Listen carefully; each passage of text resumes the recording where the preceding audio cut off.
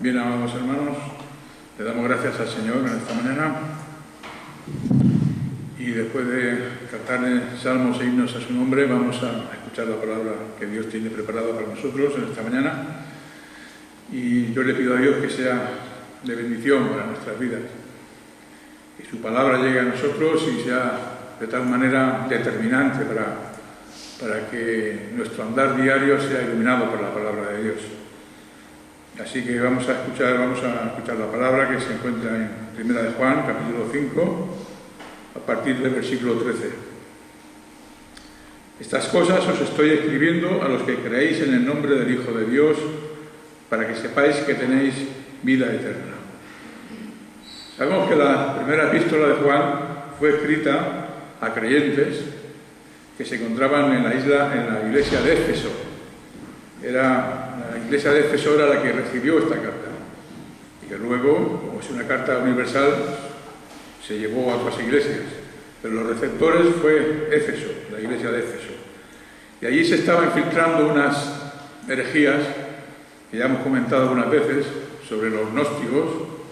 Estos herejes tenían falsa doctrina, tenían palabras mentirosas acerca de la salvación, y hemos ya descubierto algunas de ellas. Hemos hablado que los gnósticos decían que Jesús no era un hombre como nosotros, sino que era simplemente un espíritu que tenía apariencia humana, pero que su cuerpo no era real, que su cuerpo era algo así como una aparición, una apariencia de ser humano, pero que en realidad no era un ser humano, sino solamente daba la imagen de un ser humano sin serlo. Y Juan ya en el primer capítulo reprochó estas mentiras, diciendo que Juan estaba escribiendo acerca de lo que habían visto, lo que habían palpado, lo que habían tocado referente al verbo de la vida. Juan estaba diciendo que ellos habían tocado a Jesús, su cuerpo, y sabían que era un ser humano. Y por eso estaba Juan refutando ya en el primer capítulo una de las mentiras de los gnósticos, que era esta, que decían que Jesús no era un cuerpo real, sino solamente aparentemente lo parecía, una especie de fantasma. También había otra de las mentiras de los gnósticos, era aquella que decía que el Espíritu de Cristo vino sobre Jesús en su bautismo y lo abandonó antes de su muerte, y por lo tanto que cuando Jesús murió no era el Cristo sino un hombre ordinario, con lo cual echaban por tierra toda la obra de la expiación y de la redención, sin la cual nosotros no estaríamos aquí hoy. Y la tercera de las mentiras que los gnósticos explicaban y enseñaban era que ellos habían recibido un conocimiento muy especial, un conocimiento que había sido revelado por Dios para una élite entre los creyentes, y que esa élite habían recibido unas doctrinas nuevas que ni siquiera los apóstoles habían recibido, pero que ellos, como eran privilegiados por encima de los demás hermanos, ellos habían recibido esas revelaciones misteriosas y esas enseñanzas que sobrepasaban lo que otros creyentes creían, y que por lo tanto tenían el conocimiento verdadero.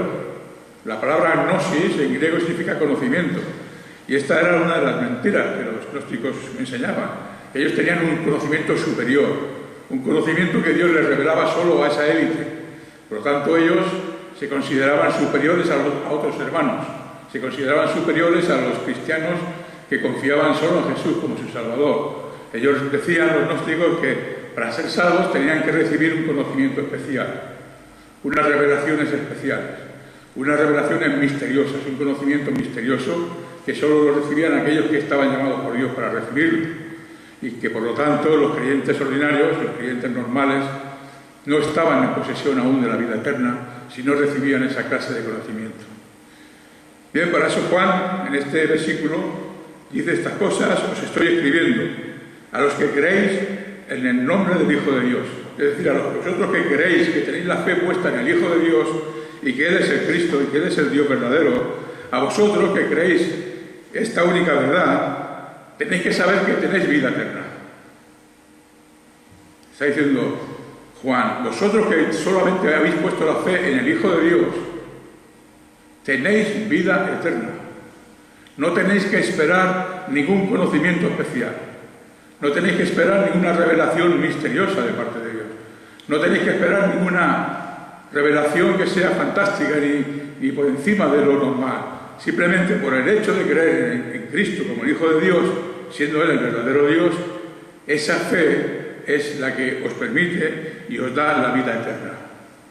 Así que le estaba diciendo a los creyentes ordinarios, normales como nosotros, que no debían esperar revelaciones misteriosas, que ya tenían la vida eterna y que por lo tanto los gnósticos estaban influyendo en ellos de tal manera que los hacían dudar, porque estos hermanos normales como nosotros dudaban si tendrían razón los gnósticos.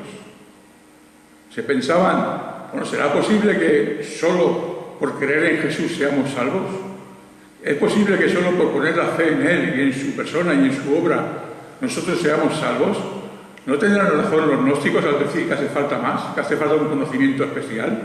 Y ellos tenían dudas y recibían esas dudas y estaban intranquilos y estaban temerosos por si tenían razón los gnósticos. Pero Juan aquí es taxante. A los que creéis en el nombre del Hijo de Dios, que sepáis que tenéis vida eterna. No tenéis que esperar nada más. Sois salvos por la gracia, por medio de la fe en Cristo Jesús. Esto es lo que estaba aquí en juego, en este texto que estamos leyendo. Pero vamos a ver lo que dice el Evangelio de San Juan, en el capítulo 17. San Juan 17:3 dice la palabra así.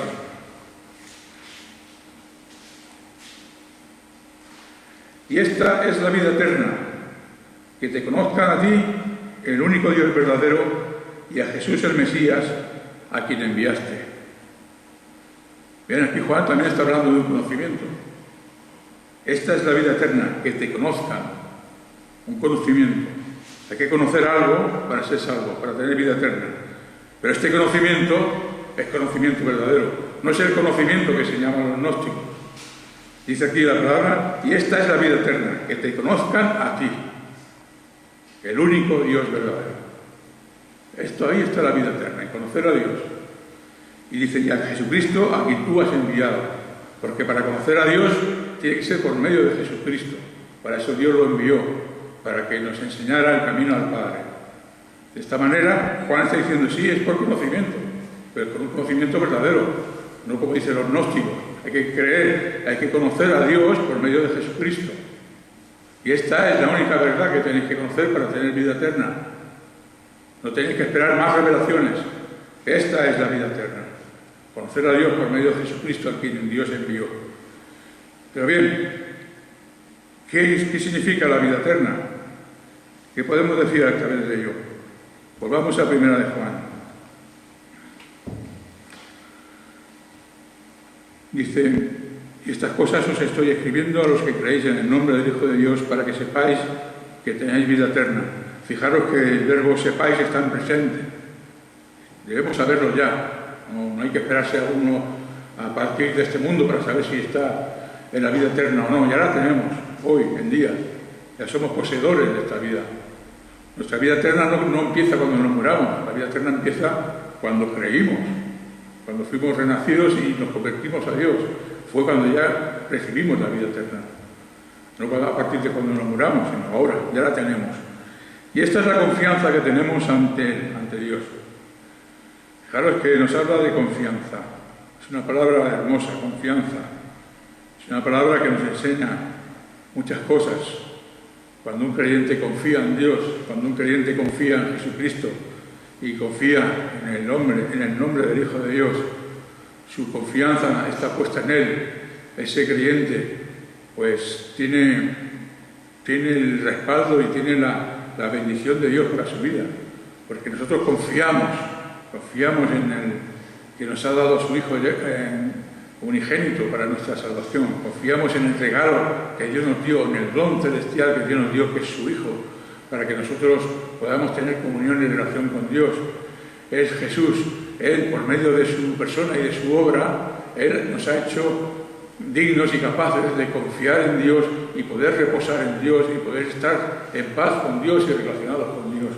Y esta palabra confianza es tremenda, hermanos. La vida cristiana se basa en confianza en Dios, se basa en la confianza con Dios, en confiar en que Él es capaz de de guardarnos sin caída. Eres capaz de bendecirnos todos los días. Eres capaz de ayudarnos cuando caemos. Eres capaz de preservar nuestras vidas para llevarnos hasta la vida eterna ya una vez que estemos en la eternidad. Él es el que hace todas estas cosas. Nosotros somos responsables de hacer lo que nos toca para seguir adelante en el camino del Señor. Pero la confianza no está puesta en nuestras fuerzas, no está puesta en nosotros mismos, nuestra confianza está puesta en Él, en Dios. Y de esa manera Dios va a obrar. Ahora Juan quiere hablar de la oración. Y para hablar de la oración, lo primero que hace es introducirnos en la oración con la palabra confianza. Cuando vayamos a orar a Dios, tenemos que ir con confianza. Juan nos enseña también en el Evangelio, por así decirlo, 3 condiciones o 3 requisitos para que nuestra oración sea escuchada por Dios. Dice, esta es la confianza que tenemos ante Él, que cuando pidamos algo conforme a su voluntad, Él nos escucha. Pues vamos a ver cuál es el principio por el cual Dios escucha nuestra oración. Fijaros en 1 de Juan, en esta misma carta, en el capítulo 3 y versículo 22.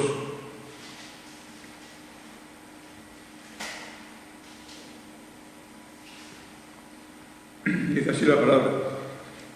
Y recibimos de parte de Él cualquier cosa que le pidamos, porque guardamos sus mandamientos y hacemos lo que es grato delante de Él. Una de las condiciones o requisitos para que nuestra oración sea contestada por Dios y nos conceda aquello que pedimos es, como dice este versículo, que para que Él nos conceda lo que pidamos, debemos guardar sus mandamientos y hacer lo que es grato, agradable a los ojos de Dios. Es decir, que una de las condiciones para que Dios nos conteste es caminar en obediencia a Dios. No podemos esperar que Dios conteste nuestras oraciones si no guardamos los mandamientos de Dios, es decir, si no obedecemos su palabra, si no obedecemos lo que Dios nos ha dado en su palabra para que caminemos en esas verdades, en esos mandamientos de Dios. No podemos esperar respuesta de Dios si nosotros no agradamos a Dios en nuestra forma de caminar. Pero si guardamos sus mandamientos y hacemos lo que a Dios le agrada, entonces podemos pedir con confianza. Esta es una de las condiciones de la oración, que estemos en obediencia a Dios. No podemos vivir de cualquier manera y luego venir a Dios a pedirle lo que nosotros queramos pedirle. Tiene que haber una consecuencia en nuestra vida con lo que pedimos, y esa confianza que tenemos viene de que guardamos sus mandamientos y vivimos una vida agradable a Dios. De esa manera Dios se compromete para escuchar nuestras oraciones. Veamos lo que dice en el Evangelio de San Juan, capítulo 15. Juan 15, 7, dice así: si permanecéis en mí y mis palabras permanecen en vosotros, pedid lo que queráis y se os hará. Es decir, otra condición, para que se nos conceda aquello que pedimos, debemos permanecer en Cristo y sus palabras deben permanecer en nosotros. O sea que una de las condiciones, requisitos para que nuestra oración sea contestada por Dios es que tenemos que estar unidos a Cristo. No basta con estar cerca de Cristo, hay que estar unidos a Él. Nosotros estamos caminando en unión a Cristo, pero cuando pecamos, esa unión queda deformada, queda rota, y esa comunión no se puede restablecer si no es por medio de la confesión. Entonces tenemos que venir a Dios y estar unidos a Cristo para que estas oraciones que podamos hacer después sean contestadas.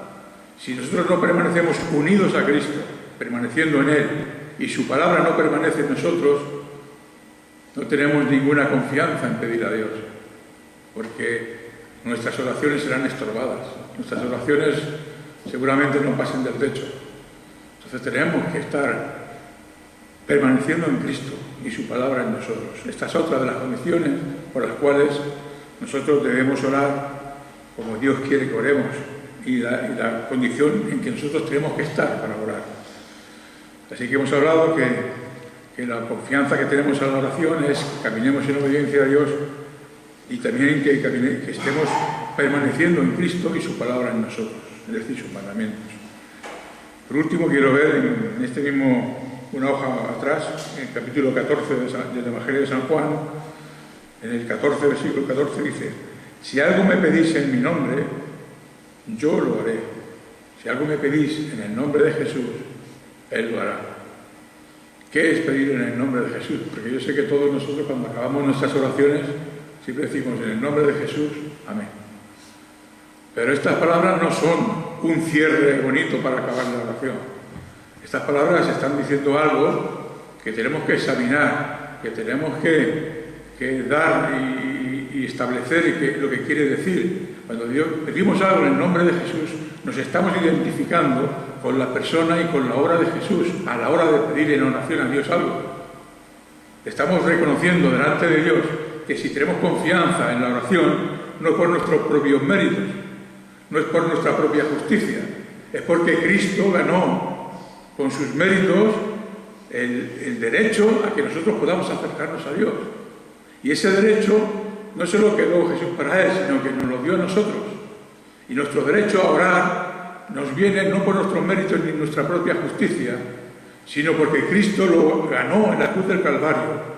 Ganó el derecho para nosotros de que podamos acercarnos a Dios, porque la justicia de Cristo, que ganó en su vida y en su muerte, nos ha sido imputada a nosotros. La hemos recibido como un regalo de Cristo. Y ahora tenemos esa justicia en nosotros y podemos acercarnos a Dios en oración confiadamente, porque no venimos en nuestros propios méritos, sino en los méritos de Cristo. Eso es lo que significa orar en el nombre de Jesús, pedir en el nombre de Jesús. Es reconocer que no somos aptos delante de Dios por nuestra espiritualidad o por nuestro buen caminar, sino que si somos aptos delante de Dios por la oración es porque Cristo ganó y compró ese derecho, el cual nos ha dado a nosotros para que en su nombre podamos acercarnos a Dios y pedirle aquello que necesitamos. Estas son 3 condiciones para la oración y para tener confianza en que Dios nos va a responder. De todas maneras, esto no significa que Él nos va a dar todo lo que pidamos, que cumplamos estas condiciones. Porque aquí dice, en 1 de Juan 15, 1 de Juan 5, dice, en el capítulo, versículo 14, y esta es la confianza que tenemos ante Él, que cuando pidamos algo conforme a su voluntad. Este es lo que determina si vamos a recibir o no aquello que estamos pidiendo. Nosotros podemos cumplir con todo lo que estas condiciones que hemos leído ahora, que hemos escuchado. Caminamos en obediencia a Dios, guardamos su mandamiento, permaneceremos en Cristo, su palabra permanece en nosotros, reconocemos que si podemos pedir es por los méritos de Cristo, y aún así puede ser que Dios no nos dé aquello que pedimos. ¿Por qué? Porque lo que determina si nos es concedido o no es que sea conforme a la voluntad de Dios. Esta es el toque final, porque muchos cristianos piensan que por orar y por insistir en la oración, que es bueno, pidiendo algo y algo, pues que Dios lo concederá al final, pero lo importante es saber si es la voluntad de Dios o no, y nos conceda eso. Así que la oración es mucho más que pedir a Dios algo. La oración no se trata de venir a Dios con una lista de peticiones y de ir una por otra y todo esto te pido, Señor. La oración se trata más bien de tener una relación continua con Dios, desarrollar una relación con Dios, estar de tal manera comunicado con Dios por medio de la oración, que sepamos cuándo Dios nos va a conceder algo y cuándo no, y si nos lo concede le damos gloria a Dios, y si no nos lo concede, también debemos darle gloria a Dios. La oración consiste en que nuestro corazón se adapte a la voluntad de Dios. La oración consiste en desarrollar una relación tan íntima con Dios que cuando Dios haga su voluntad en nosotros, sea sí o sea no, la contestación que nos dé a lo que pidamos, que esa respuesta que recibamos de Dios, nosotros la aceptemos. Y la aceptemos sin ninguna clase de sentimiento malo. Simplemente, Señor, si esa es tu voluntad, yo la recibo y la acepto y te doy las gracias. sea que me haya dado lo que pido o que no. Porque sabemos una cosa, sabemos que si Dios nos da algo es para nuestro bien, y si no nos lo da también es para nuestro bien. Por lo tanto, debemos darle gracias a Dios, sea cual fuere su respuesta. Pero bien, hemos hablado que lo que determina, al final y al cabo, lo que recibamos o no, es la voluntad de Dios. Es si es Dios quiere dárnoslo o no, o si Dios ve que es bueno para nuestras vidas, si dárnoslo o no dárnoslo. Pero ¿cómo podemos conocer nosotros cuál es la voluntad de Dios para un asunto, para una situación que estemos pasando? Bien, vamos a ver qué requisitos hay para que nosotros los creyentes podamos saber cómo es y cuál es la voluntad de Dios. Vamos a Romanos 12. Romanos 12, del 1 al 2.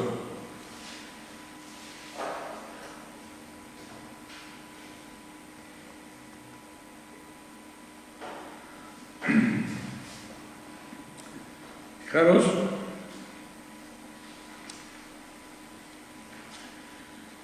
leerlo por favor del 12, 1 y 2.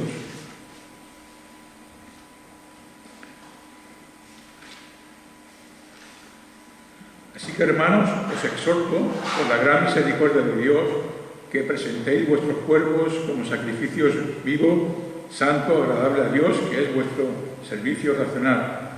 No os adaptéis al mundo, sino sed transformados por la renovación de la mente, para que comprobéis cuál es la voluntad de Dios, lo bueno, lo aceptable y lo perfecto. Bien, mirad,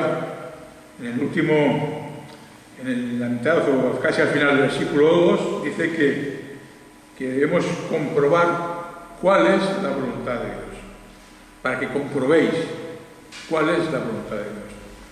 Así que comprobar la voluntad de Dios no se trata de tener indicios, de tener sentimientos acerca de esto será la voluntad de Dios porque me ha pasado esto.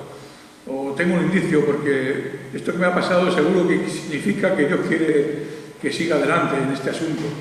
O esto significa que Dios me lo va a dar. Y vivimos por indicios, vivimos por sentimientos, vivimos por especulaciones que hacemos nosotros. Pero la Biblia nos enseña que tenemos que comprobar cuál es la voluntad de Dios.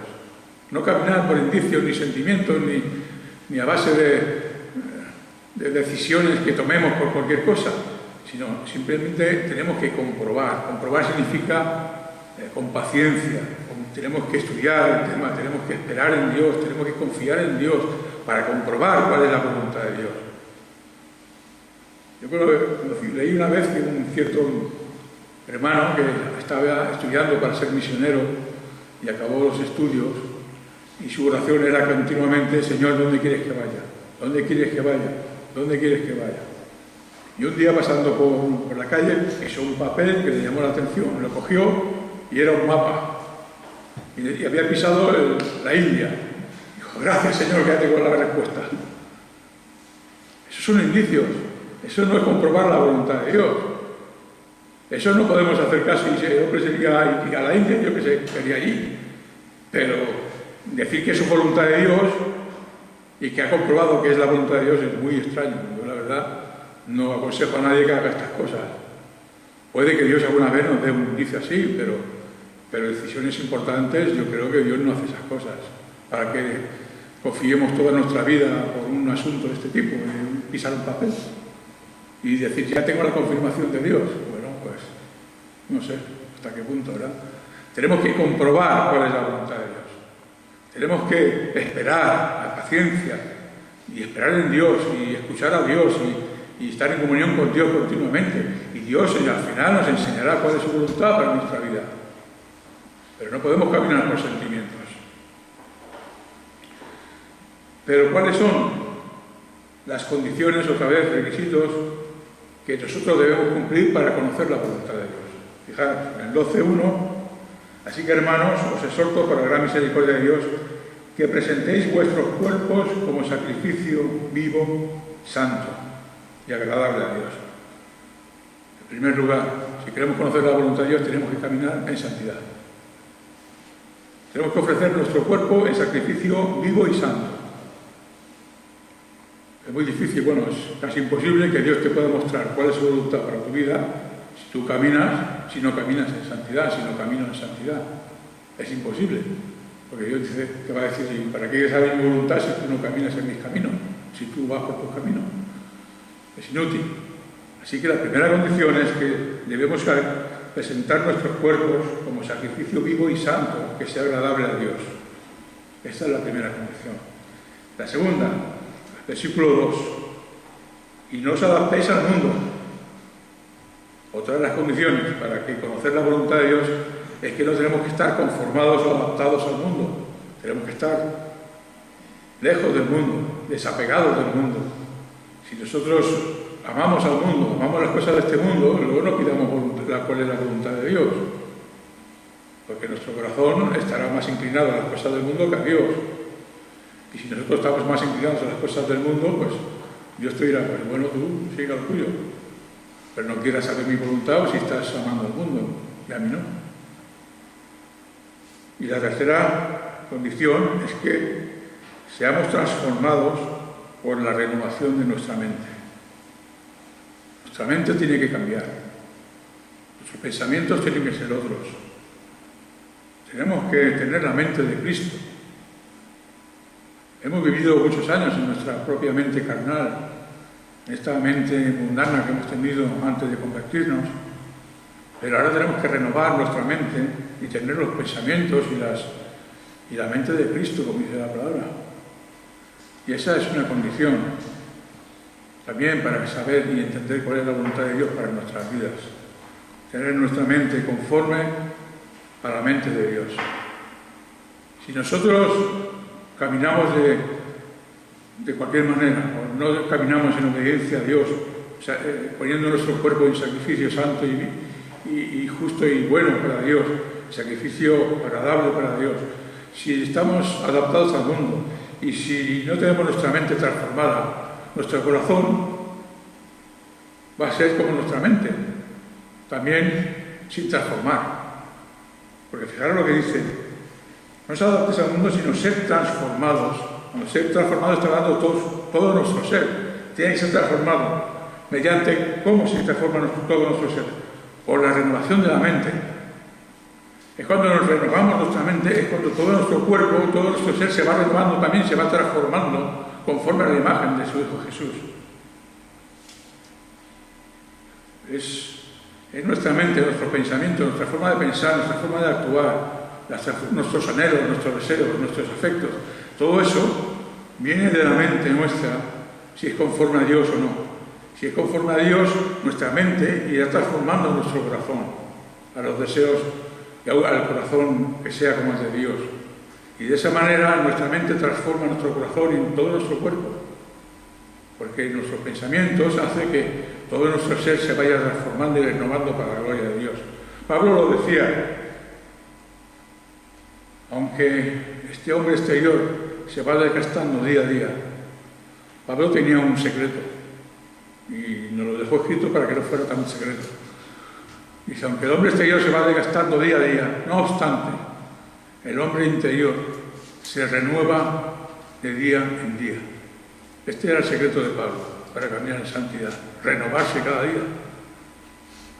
Renovarse cada día significa venir delante de Dios cada día en oración y mirarnos a nosotros mismos y cómo estamos caminando, y si tenemos que pedir perdón a Dios, y confesar nuestros pecados y examinarnos a nosotros mismos a ver si estamos caminando conforme a la voluntad de Dios.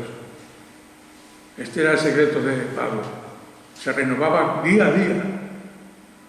Y de esa manera el hombre interior, ese ser que se ha de transformar conforme a la gloria del unigénito de Dios, ese hombre interior se va renovando y se va transformando para la gloria de Dios, para la gloria de su santo nombre. Bien, aquí tenemos tres condiciones en las cuales no podemos conocer la voluntad de Dios. Pero hay un segundo error que también es importante señalarlo, y es que algunos pensamos, o podemos llegar a pensar, que por cumplir estas cosas ya tenemos el derecho de conocer la voluntad de Dios. No, aquí nos equivocamos. No tenemos el derecho, no nos hemos ganado el derecho a saber la voluntad de Dios porque cumplamos estos requisitos. Antes hemos dicho que si tenemos derecho a conocer y orar a Dios con confianza, y si tenemos derecho a conocer la voluntad de Dios, no es por nuestros propios méritos, no es porque cumplamos estas condiciones, es porque Cristo lo hizo por nosotros. Y nosotros recibimos de Cristo todas estas maravillas que podemos disfrutar, que podemos hacerlo, podemos cumplir estas cosas. Pero nunca Dios nos va a dar lo que pidamos o transformar o enseñarnos cuál es su voluntad por el hecho de que nosotros hagamos esto. No, Dios, al contrario, a veces si nos somos tan orgullosos de pensar que, Señor, yo vivo en santidad, Señor, yo estoy apartado del mundo, Señor, yo pues tengo mi mente renovada, así que ahora yo puedo conocer tu voluntad. Seguramente tampoco la vas a recibir. ¿Por qué? Porque está mostrando un orgullo que ya está demostrando que no estamos siendo renovados nuestra mente, porque tenemos el pecado del orgullo o de la vanidad. Así que tan malo es no cumplir estos requisitos como cumplirlos y pensar que por eso ya tenemos derecho a conocer la voluntad de Dios.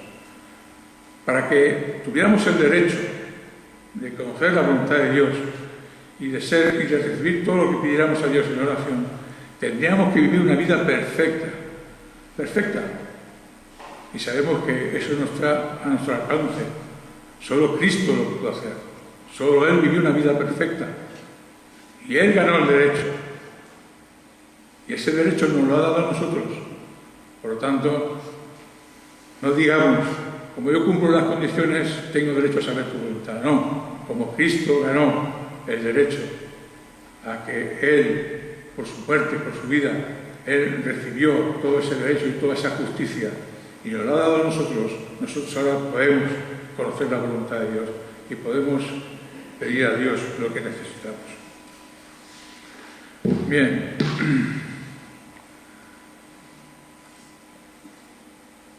También quería comentar que cuando Jesús ora, en la palabra, vienen sus oraciones, casi siempre acaba la oración diciendo: Señor, no mi voluntad sino la tuya. Esta es la forma de que nosotros tenemos que aceptar cuál es la voluntad de Dios. Nosotros no podemos, Señor, gracias, te pido esto, esto y esto, y te pido que me demuestres tu voluntad, porque yo quiero hacer esto, y quiero hacer lo otro, y quiero hacer aquello. Y te doy las gracias porque sé que me vas a bendecir y lo voy a poder hacer. Esta oración no es conforme a lo que Jesús nos enseñó. Jesús no oraba nunca así, siempre decía: no sea mi voluntad, sino la tuya, la que prevalezca, la que sea firme, que sea la voluntad de Dios y no la nuestra. Y debemos tener ese punto de madurez de poder verdaderamente orar así. Aunque deseemos con mucho anhelo cualquier cosa que tengamos y queramos, siempre tenemos que acabar: Señor, no mi voluntad, sino la tuya. Oye, hay iglesias hoy en día que están: yo declaro que esto va a ser hecho, y yo decreto que esto se va a cumplir, y yo declaro que esto es de parte de Dios y esto se va a cumplir porque yo lo decreto y lo declaro. Bueno, ¿dónde está la humildad? ¿Dónde está la humildad de decir: Señor, no mi voluntad sino la tuya? Hay iglesias que oran así. Yo declaro que esta enfermedad va a salir. Yo oro, yo digo, yo hablo, yo prometo, Eso no está la humildad de la oración, porque la humildad de la oración consiste la humildad en decir: Señor, no mi voluntad sino la tuya. Y así es como nos enseñó Jesús. No nos enseñó a declarar ni a decretar lo que nosotros queramos que pase. Bien, vamos a ver lo que dice el Salmo 25. Salmo 25.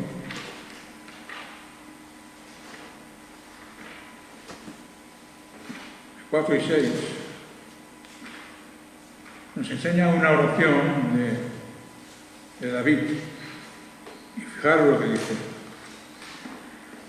Muéstrame, Salmos 25, 4 a 6.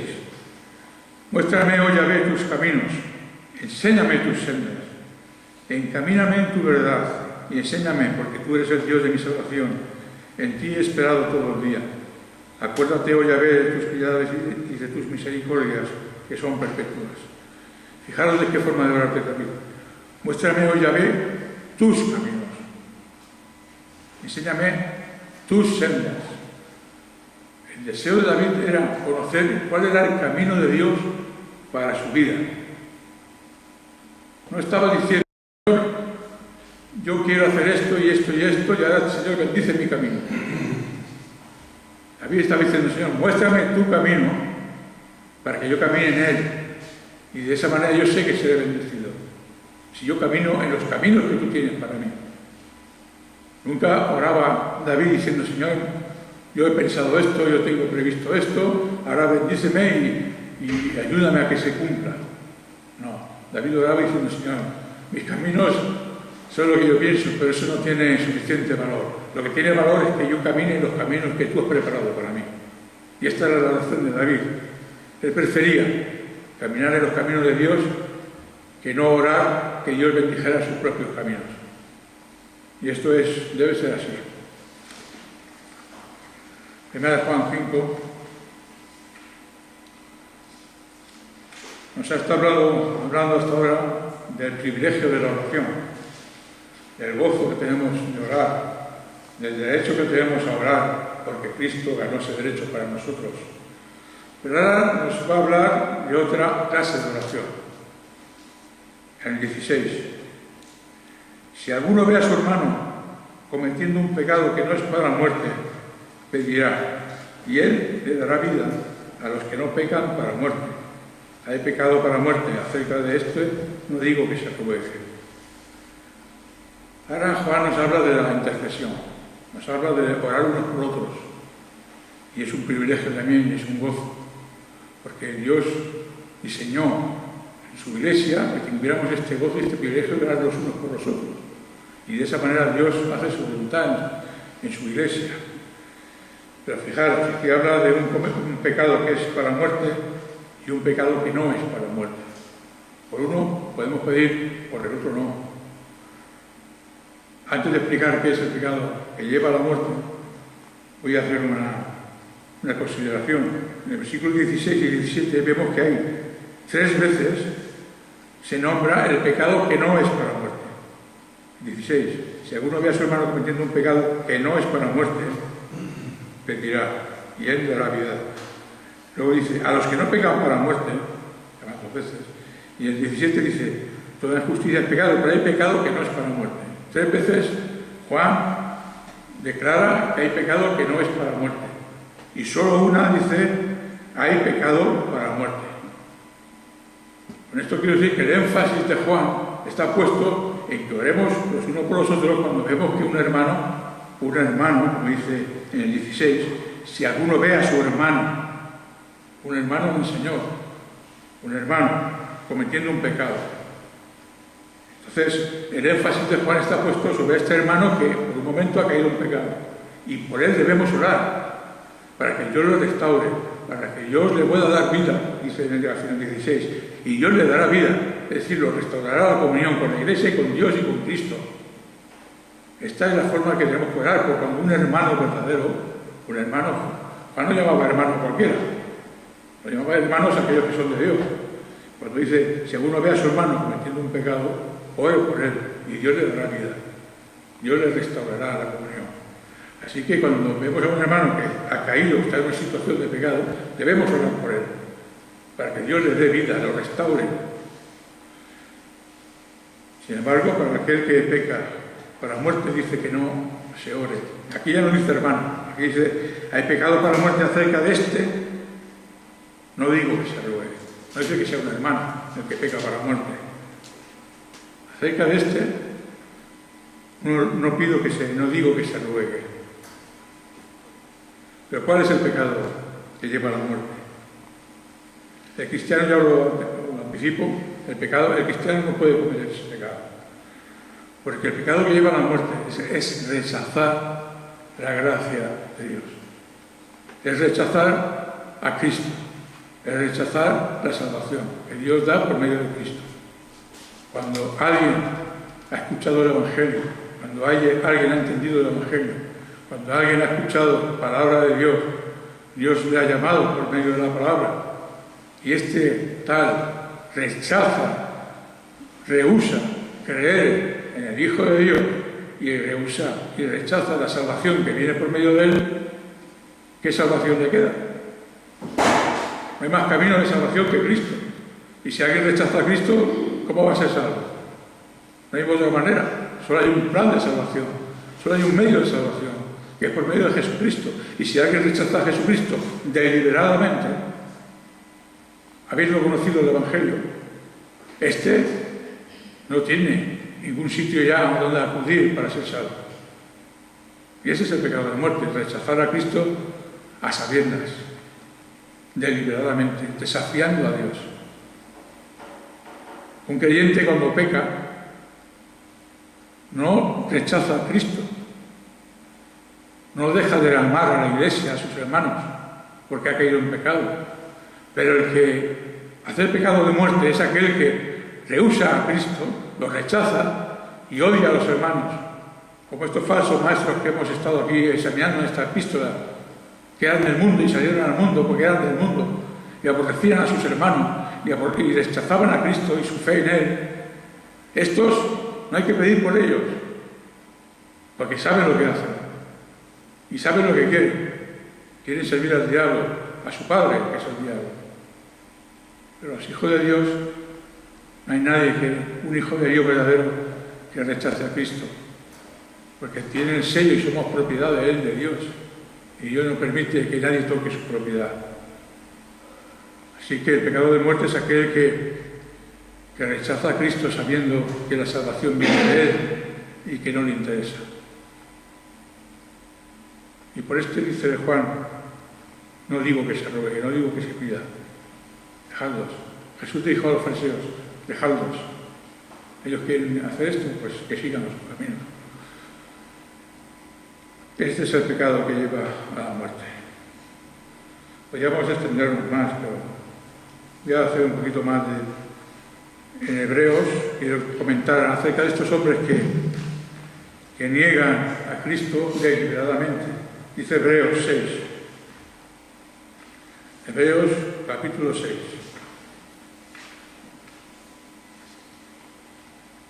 Aquí en este texto que vamos a leer ahora hay mucho desconocimiento, porque muchos interpretan que las palabras que se dicen aquí son para cristianos y que por lo tanto los cristianos pueden perder su salvación. Vamos a leerlo. Capítulo 6 de Hebreos, del 4 en adelante. Porque en efecto es imposible que los que una vez fueron iluminados y probaron el don celestial y llegaron a ser participantes del Espíritu Santo y probaron la buena palabra de Dios y los poderes del mundo venidero y recayeron, sean otra vez renovados para arrepentimiento, crucificando otra vez para sí mismos al Hijo de Dios, habiéndolo expuesto a la ignominia pública. Algunos dicen, ¿ves? Aquí hay hombres cristianos porque ellos probaron la buena palabra de Dios, ellos fueron iluminados, fueron probados por el don celestial, ellos vinieron a ser partícipes del Espíritu Santo. Está hablando de cristianos y dice que los cristianos, si recaen, ya no queda más sacrificio por ellos, ya es imposible la salvación. Pero eso nos enseña la palabra de Dios. ¿Dónde enseña la palabra de Dios que un cristiano cuando peca ya no hay remedio para él? Juan mismo dice en la primera epístola de Juan, en el capítulo 1, 9, si confesamos nuestros pecados, que Él es justo y Dios es justo para perdonar nuestros pecados. O sea que Dios por un lado nos está diciendo que Él perdona nuestros pecados a los creyentes. Sin embargo, estos que dicen que estos hombres que rechazaban a Dios y rechazaban la palabra y rechazaban al Espíritu Santo, estos eran cristianos, dicen, y que cuando recayeron ya no había más remedio para ellos. Eso no son cristianos, no está hablando de cristianos, está hablando de apóstatas, de gente que han sido iluminados por la palabra de Dios. Cuando alguien entra aquí del mundo y escucha la palabra le ilumina. Pero ¿qué ocurre? Sale y se va como un vino. Porque aunque ha sido iluminado, no han sido tocados por la palabra de Dios de tal manera que ellos se arrepientan. Son iluminados porque se enseñan verdades, y las verdades cuando alguien las escucha dice, ah, pues eso es verdad. Eso tiene razón lo que dice. Está bien. Pero se va sin arrepentirse. ¿Por qué? Porque han sido iluminados por la palabra. Han sido iluminados, pero no se han convertido. Ese es el problema. Y luego dice, y probaron el don celestial. Probar es tomar un poquito, ¿verdad? Una pizca, como dice aquí, tomar un poco y gustar. Pero no significa que el que pruebe algo le guste y luego se coma todo el plato entero, ¿verdad que no? Porque así el que prueba algo y luego lo rechaza, lo escupe, pues ese no ha comido la palabra, no ha comido lo que tú le has presentado delante para que coma. Simplemente lo han probado. Y estos no son cristianos. Los que prueban y luego lo rechazan, los escupen, estos no son cristianos. Son gente que han venido, han oído, pero no han sido convertidos. Han probado, pero no han comido. Y los que han sido partícipes del Espíritu Santo, dice aquí en el 4, han participado del Espíritu Santo. ¿Por qué? Porque cuando estamos aquí en la reunión, el Espíritu Santo se mueve y los que entran son tocados por el Espíritu Santo de alguna manera. Ven el gozo que hay, ven la paz, ven la forma que debemos de vivir. Sin embargo, ¿qué ocurre? Que estos que llegaron a participar del Espíritu Santo no significa que fueran regenerados. No está hablando de regenerados. Los regenerados son aquellos que hemos sido transformados por el Espíritu Santo, hemos sido renacidos por Él. Pero no está hablando aquí de creyentes. Está hablando de gente que ha escuchado, que ha visto, que ha tocado, ha probado, ha oído, pero no se ha convertido. No son creyentes. Y estos que no son creyentes son los que si se van, ya no hay remedio para ellos. Si apostatan de Jesús y de la verdad, ya no hay otro camino de salvación. Pero no está hablando de creyentes. Igual lo dice en Hebreos 10, 26. Porque si continuamos pecando voluntariamente, después de haber recibido el conocimiento de la verdad, ya no queda más sacrificio por el pecado.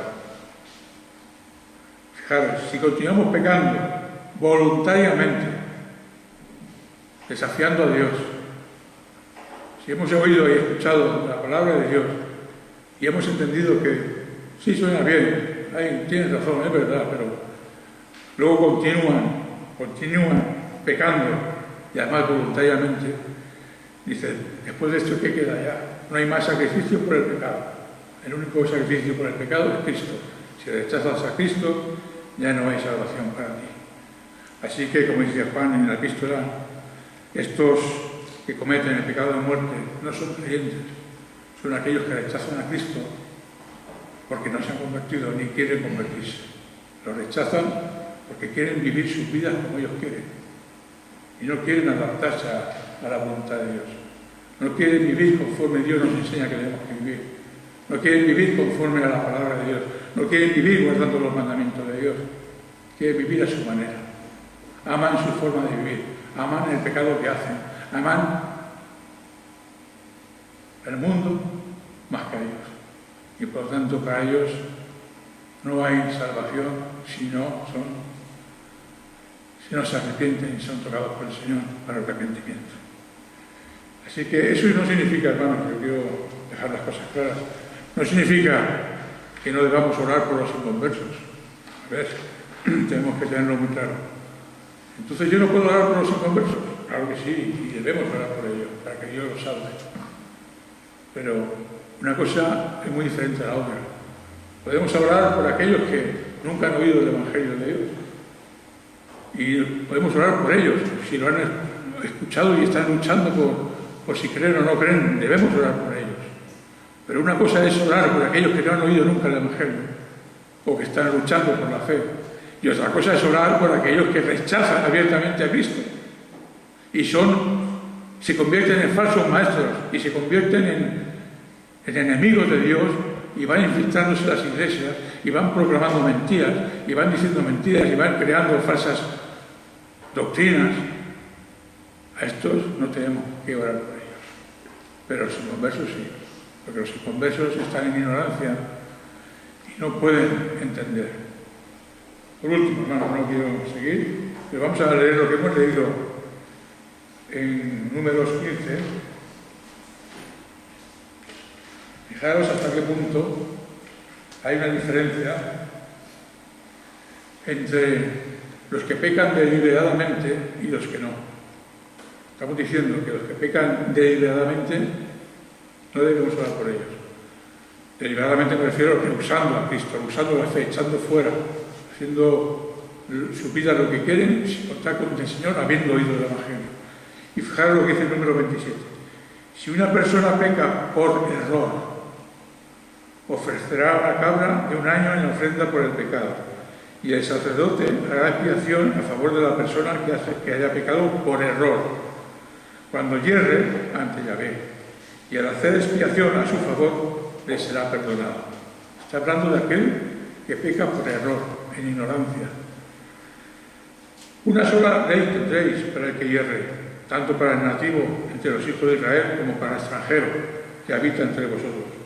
Mas la persona que actúe con mano alzada, con la mano levantada, con el puño levantado contra Dios, contra el cielo, la persona que actúe con mano alzada, sea nativo o extranjero, ante Dios, ante Yahvé, ha blasfemado. O sea, que el que peca con la mano levantada desafiando a Dios, ese está blasfemando contra Dios. Ha blasfemado, y tal persona será cortada del medio de su pueblo. Por cuanto ha menospreciado la palabra de Yahvé y ha traspasado su mandamiento, tal persona será cortada sin remedio, y su iniquidad recaerá sobre ella. Hermanos, ya en el antiguo pacto se distinguía entre el pecado por error, el pecado que no lleva a la muerte, y el pecado que sí lleva a la muerte, que es blasfemar contra Dios, es pecar voluntariamente, es pecar con la mano alzada, desafiando a Dios, levantando el puño hacia el cielo y desafiando a Dios, diciendo, tú mandas esto, pero yo hago lo que quiero. Y yo controlo mi vida y yo vivo como quiero. Bien, para este es el pecado de la muerte. Dice la palabra en Números que ese sería cortado de la tierra de Israel. Bien, le damos gracias a Dios esta mañana y que Dios nos bendiga hasta la semana que viene.